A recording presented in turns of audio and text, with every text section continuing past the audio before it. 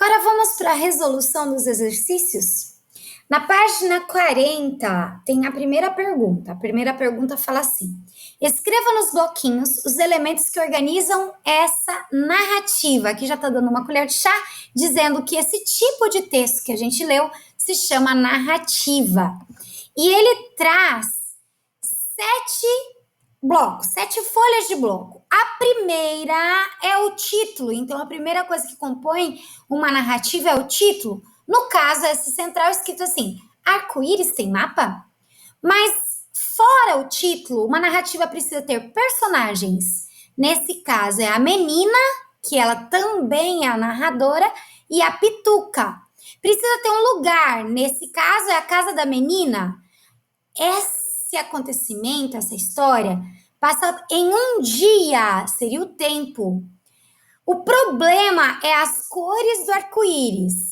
E o desfecho é como finaliza a história. E nessa história, ela finaliza descrevendo como as coisas ficam quando chove.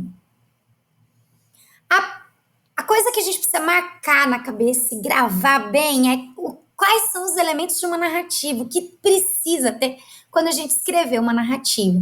Então vamos lá, ó. Precisa ter o título, personagens, um lugar, um tempo, o problema e o desfecho. Esses são os elementos de uma narrativa. A pergunta número 2, ainda na mesma página, fala assim: narrador é a voz que fala na história. Assinale quem é o narrador desse texto. A gente sabe que quem contou a história foi a menina, então tá muito fácil. Olha lá, marque a menina e agora escreva frases ou palavras do texto que comprovam a sua opinião.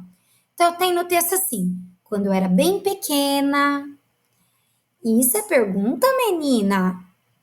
Ah, menina, isso é velhice. Essas duas últimas foi a Pituca que falou, né? Mas então quem é a Pituca no texto? Pituca é uma senhora idosa, possivelmente vizinha da menina, porque ela comenta que estava ao lado. Agora, na página 41, o exercício 4 diz assim: qual era o desejo da narradora da história? Então, logo no começo, ela fala que ela sonhava em entrar no arco-íris. E eu te pergunto: seria possível entrar no arco-íris? Será que é? Bom, vamos para a próxima pergunta. Agora é a 5. A 5 diz assim: enumere as ações, o que aconteceu, conforme aparece na narrativa. E a resposta fica assim: primeiro, a menina imaginava que podia entrar no arco-íris por uma porta. Depois, número 2, a mãe da menina explicava que o arco-íris tinha 7 cores. Depois, número 3, a personagem principal e o irmão brincavam na chuva e observavam os próprios dedos enrugados. E finalizando a história, Pituca varria o terreiro enquanto conversava com a menina sobre dedos enrugados. E é assim que fica a resposta, então. Olha lá em cima.